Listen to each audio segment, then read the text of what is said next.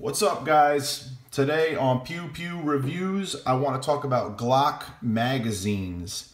When I bought my Agency Arms Nock, it came with these two Magpul P mags for the Glock 19. These are 15 round mags. And I used them for a little while and I really didn't like them. And I'll explain why.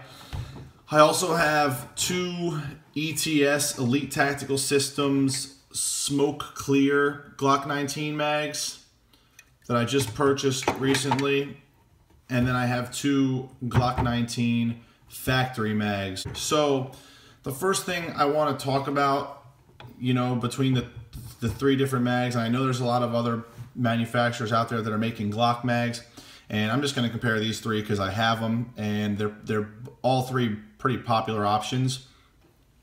So the first thing that you'll notice between the three mags is that this P mag is all polymer. So there's no reinforced feed lips here. There's no metal on the inside. It's all polymer. And you can see there that these feed lips are already starting to get chewed up. And I haven't even used them that much. So that's something I don't like. The ETS mags are the same way. You can see that there's no metal. They're all polymer construction with the exception of the spring. The Glock mags, however, do have reinforced feed lips. You can see that's all metal and it goes through the entire magazine as well. So polymer on the outside and metal on the inside. So that's one thing that I like about the Glock factory mags that these other manufacturers do not offer. The next thing, and the reason why I'm really making this video, is because loading these magazines is different between the three manufacturers. The Glock magazines, to me, are the easiest magazines to load. And I'm talking about 15 rounds, so a full magazine. And when you get down to that last round or two, these magazines get really difficult to load. The ETS magazines are probably come in second place when it comes to that, and the Magpul mags are the worst. This is really hard to get this last round in there. And even though, I can do it, obviously, it's really a pain when you're shooting a lot. When you start shooting a lot of ammo and you spend a lot of time out on the range, things that sound silly like how hard it is to load a magazine, they start to become relevant.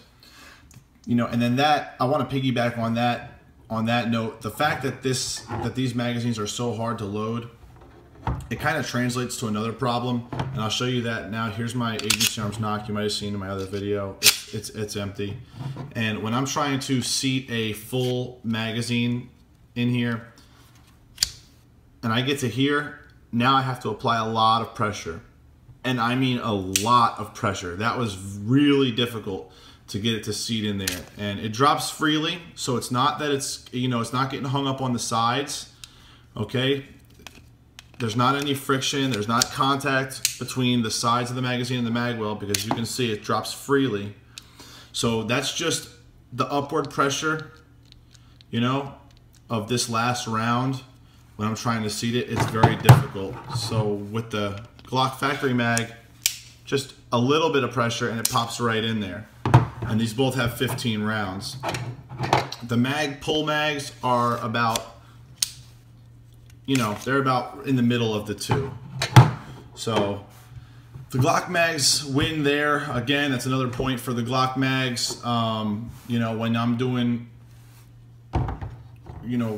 changing magazines quickly, you definitely want something that is going to seat properly the first time, not something that you got to bang in there or apply a ton of pressure and have to worry about it dropping out on you or not seating properly and not locking in. So that's another point to the Glock mags, and that's something that really turns me off about these ETS mags. I don't think I would ever, use these ETS mags for any type of competition shooting or self-defense or anything like that. I mean, if I wanted to take a picture of my gun and post it on Instagram or Facebook, then I would definitely use the ETS mags because they look super duper cool.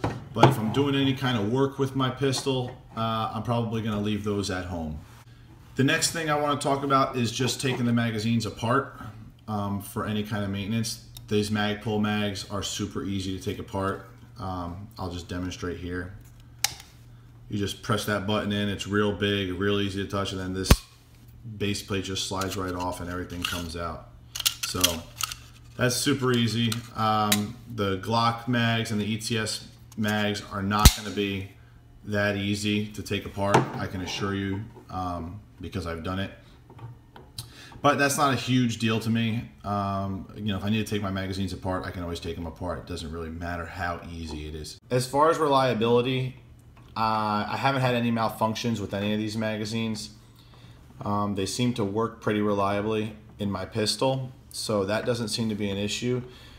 So definitely my favorite magazines are these Glock factory mags because of how easy they are to load and how easy they are to you know, get into my pistol when I'm doing a reload. Even on a full magazine, they're really easy. Now there are two different types of these factory mags. There's one here that's made in Austria. It says Austria on the bottom.